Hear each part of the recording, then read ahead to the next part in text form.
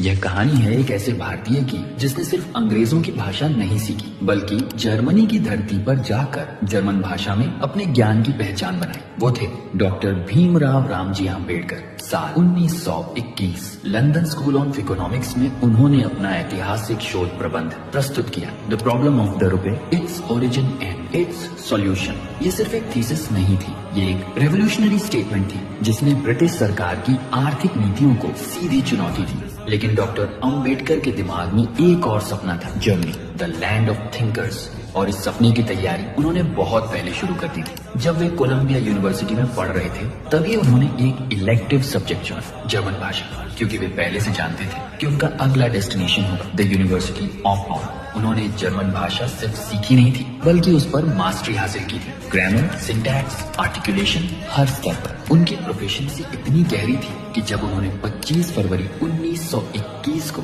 Berlin ministry of science, art and public education को बॉन university में admission के लिए लेटर लिखा तो वो लेटर प्योर जर्मन लैंग्वेज में था, फ्लॉलेस, प्रिसाइज, ग्रामेटिकली परफेक्ट। इतनी परफेक्शन कि आज तक उस पत्र में एक भी ग्रामेटिकल मिस्टेक नहीं पाई। उनके शब्द शार्प थे, उनके वाक्य बैलेंस और उनका टोन कॉन्फिडेंट हर लाइन में झलकता था। The brilliance of a true scholar. यही वह पत्र था जिसने बॉन यूनिवर्सिटी के महान विद्वान प्रोफेसर हरमन जैकोबी का ध्यान आकर्षित किया, जो उस समय head of Indology and comparative linguistics department थे। उन्होंने बाबा साहेब के ज्ञान और भाषा कौशल की सराहना की और उनके सहयोग से डॉक्टर अंबेडकर को permission to submit a PhD thesis at the University of Bonn मिली।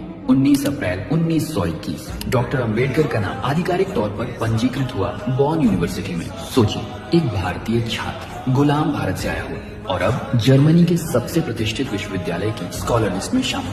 लेकिन डेस्टिनी ने एक और मोड़ दिया। उसी समय उन्हें लंदन से एक लेटर मिला, उनके गाइड प्रोफेसर एडविन कैनन का। उसमें लिखा था, your thesis criticises British government policies, you must rewrite it. Doctor Ambedkar के पास न समय था न पैसे, लेकिन उनके पास था कमिटमेंट टू ट्रूथ। उन्होंने बॉन छोड़ने का कठिन निर्णय लिया, लंदन लौटे और थीसिस को फिर से लिखा। वही थीसिस बाद में बनी भारत की आर्थिक रीढ़ और आरबीआई की इंटेलेक्चुअल फाउंडेशन। बॉन यूनिवर्सिटी का उनका चैप्टर भले अधूरा रह गया, लेकिन उनकी जर्मन लैंग्वेज मास्टरी आज भी एक लेजेंड है। उनका लिखा हुआ पत्र, उनकी सेंटेंस कंस्ट्रक्शन, उनकी स्कॉलरली प्रिसीजन, सब कुछ आज भी जर्मनी के हाइडेलबर्ग यूनिवर्सिटी में सुरक्षित है, जहां डॉक्टर मरीन बेलविंकलशैम, एक जर्मन सोशियोलॉजिस्ट ने 2003 में डॉक्टर अंबेडकर के इस फॉरगॉटन चैप्टर को दुनिया के सामने लाया। उन्होंने बताया कि बाबा साहेब न सिर्फ इंग्लिश, संस्कृत बल्कि जर्मन में भी इक्वली प्रोफिशिएंट थे। उनकी लिंग्विस्टिक इंटेलिजेंस इतनी अद्भुत थी कि वे अलग अलग भाषाओं में सोच सकते थे और हर भाषा में अपने विचार उतनी ही क्लैरिटी से